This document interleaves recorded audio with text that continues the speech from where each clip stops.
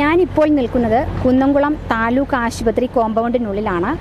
എനിക്ക് പിൻസൈഡിൽ കുറച്ച് അകലെയായി ഒരു പഴയ കെട്ടിടം കാണാൻ സാധിക്കുന്നുണ്ടാകും. വളരെ ദ്രുവിച്ച അവസ്ഥയിൽ വിള്ളൽ വീഴാറായ ഒരവസ്ഥയിലുള്ള ഒരു കെട്ടിടത്തിൻ്റെ പിൻവശമാണ് നിങ്ങൾക്ക് ആ ചിത്രത്തിൽ കാണാൻ സാധിക്കുക. ഈ കെട്ടിടം വളരെ ശോചനീയമായ അവസ്ഥയിൽ തന്നെ നിലനിൽക്കുന്നതാണ്. എത്രയും പെട്ടെന്ന് പൊളിച്ചു മാറ്റേണ്ട ഒരു കെട്ടിടം കൂടിയാണ്. വളരെയധികം അപകട സാധ്യതയേറിയ ഒരു കെട്ടിടമാണത്. അവകാശികൾ ഇല്ലാത്ത ഒരു കെട്ടിടം കൂടിയാണ്. എന്നിട്ടും അവകാശികളില്ലാത്ത ഒരു കെട്ടിടമായിട്ടും ഇത്രത്തോളം ജീർണിച്ച അവസ്ഥയിൽ നിലനിൽക്കുന്ന കെട്ടിടം പൊളിച്ചു മാറ്റാൻ നഗരസഭ അധികാരികൾ ഇതുവരെ തയ്യാറായിട്ടില്ല. പ്രത്യേകിച്ച് മഴക്കെടുതി രൂക്ഷമായ ഈ സാഹചര്യത്തിൽ ഒരു അപകട സ്ഥിതി, വളരെ വലിയൊരു അപകടത്തിന് സാധ്യതയുള്ള ഏരിയയായിട്ട് പോലും ആ കെട്ടിടം നഗരസഭ അധികാരികൾ പൊളിച്ചു മാറ്റാത്തത് എന്തുകൊണ്ട് എന്നതാണ് ഇവിടെ ഉയരുന്ന ചോദ്യം.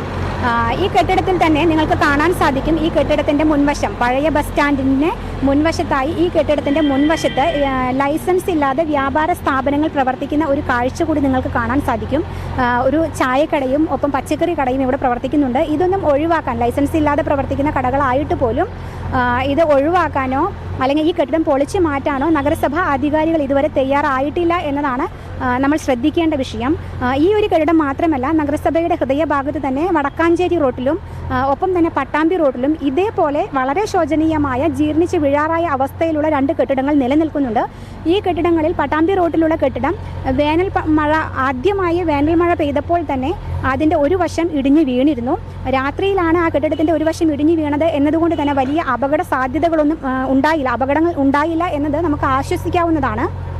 ആ കെട്ടിടം വീണതിന് ശേഷം നഗരസഭാ കൗൺസിൽ യോഗത്തിൽ അതൊരു ചർച്ചയാവുകയും അവിടെ ഒരു സൂചനാ ബോർഡ് സ്ഥാപിക്കണമെന്ന തീരുമാനത്തിൽ എത്തുകയും ചെയ്തിരുന്നു. എന്നാൽ മാസങ്ങൾ പിന്നിട്ടിട്ടും അവിടെ ഒരു സൂചനാ ബോർഡ് സ്ഥാപിക്കാൻ പോലും ഇതുവരെ നഗരസഭ ശ്രമിച്ചിട്ടില്ല. ജീർണിച്ച അതിൻ്റെ ഓടുകളെല്ലാം വീണ ഒരു കെട്ടിടത്തിൻ്റെ ചുമരിലേക്കാണ് ഇപ്പോൾ മഴ പെയ്യുമ്പോൾ വെള്ളം വീണുകൊണ്ടിരിക്കുന്നത്. ഏതൊരു സമയത്തും ആ കെട്ടിടം അല്ലെങ്കിൽ അതിൽ കല്ലും മറ്റും ഇടിഞ്ഞു വീഴാവുന്ന ഒരവസ്ഥയിലാണുള്ളത്. ആളുകൾ നടന്നു പോകുന്ന ഒരു വഴി കൂടിയാണ്.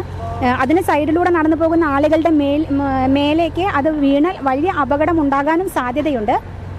എന്നാൽ ഇത്രത്തോളം അപകട സാധ്യതയുണ്ടായിട്ടും എന്തുകൊണ്ട് ഈ 3 കെട്ടിടങ്ങൾ പൊളിച്ചു മാറ്റാൻ നഗരസഭ അധികൃതർ തയ്യാറാകുന്നില്ല? അതിൽ നമ്മൾ ശ്രദ്ധിക്കേണ്ട മറ്റൊരു കാര്യം എന്തെന്നാൽ, കഴിഞ്ഞ 2 ദിവസങ്ങൾക്ക് മുൻപ് നഗരസഭയുടെ 7ാം വാർഡിൽ വരുന്ന ഒരു വീട്, തൊട്ടടുത്ത വീടിനെ അപകടം ഉണ്ടാക്കുന്നു എന്ന അയൽവാസിയുടെ പരാതിയെ തുടർന്ന് അവകാശികളിൽ നിന്ന് പേര് പറഞ്ഞ് ഇത്ര പോലും നാശോന്മുഖമായിട്ടില്ലാത്ത ആ വീട് നഗരസഭ പെട്ടെന്ന് തന്നെ പൊളിച്ചു മാറ്റിയിരുന്നു. ആ വീട് പൊളിച്ചു മാറ്റാൻ കാണിച്ച ശുഷ്കാന്തി എന്തുകൊണ്ട് നഗരസഭ ഇത്രയും വീഴാൻ തയ്യാറായിരിക്കുന്ന ഈ ബിൽഡിംഗ് പൊളിക്കാൻ അവർ കാണിക്കുന്നില്ല എന്നതാണ് ഇവിടെ ചോദ്യചിഹ്നമാകുന്നത്. വളരെ വലിയൊരു അപകടമാണ് ഇവിടെ കാത്തിരിക്കുന്നത്. ആ ഒരു വലിയ അപകടം ഉണ്ടായതിനു ശേഷം മാത്രം ഇതിനെപ്പറ്റി ചിന്തിക്കാമെന്നൊരു ധാരണയാണോ നഗരസഭയ്ക്ക് എന്ന് നാം ആലോചിക്കേണ്ടിയിരിക്കുന്നു. വലിയൊരു അപകടം ഇത്രത്തോളം ഇനിയും ഇത് കഴിഞ്ഞ ദിവസങ്ങളിൽ പെയ്തതുപോലെയുള്ള മഴ ഇനിയും ആവർത്തിച്ചാൽ ഒരു പക്ഷേ ഈ കെട്ടിടങ്ങൾ തനിയെ നിലം പൊത്താനും സാധ്യതയുണ്ട്. അതിൽ കച്ചവടം നടക്കുന്ന ഒരു കെട്ടിടമായതിനാൽ പകൽ സമയങ്ങളിൽ എങ്ങാനും ആ കെട്ടിടം ഇടിഞ്ഞു വീഴേണ്ട ഒരു സാഹചര്യം ഉണ്ടായാൽ അത് ആളുകൾക്ക് പോലും ജീവഹാനി ഉണ്ടാകാവുന്ന ഒരവസ്ഥയിലേക്ക് കാര്യങ്ങൾ പോകുന്നതിന് മുൻപ് നഗരസഭ ഇത് ഇടപെട്ട് പൊളിച്ചു മാറ്റാനുള്ള തയ്യാറെടുപ്പുകൾ നടത്തണം എന്നാണ് ആളുകൾ ആവശ്യപ്പെടുന്നത്. ഈ കെട്ടിടത്തിനെ പറ്റി കൂടുതൽ ഞങ്ങൾ അന്വേഷിച്ചിരുന്നു.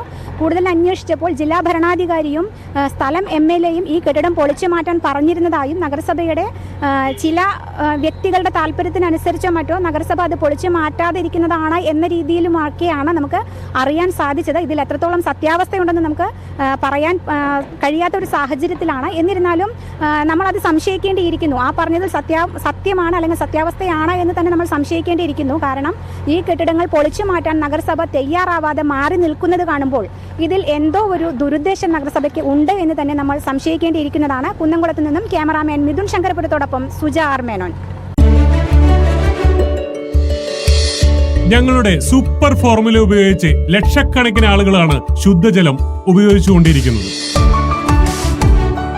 മികച്ച ക്വാളിറ്റി പ്രൊഡക്റ്റും കൃത്യമായ സർവീസും തന്നെയാണ് ഞങ്ങളുടെ എല്ലാ കസ്റ്റമേഴ്സിനെയും 100% സംതൃപ്തരാക്കുന്നത്. നിങ്ങളുടെ വെള്ളത്തിന്റെ പ്രശ്നങ്ങൾ എന്ത് തന്നെ ആയാലും കെംടെക് ഉണ്ട് കൂടെ.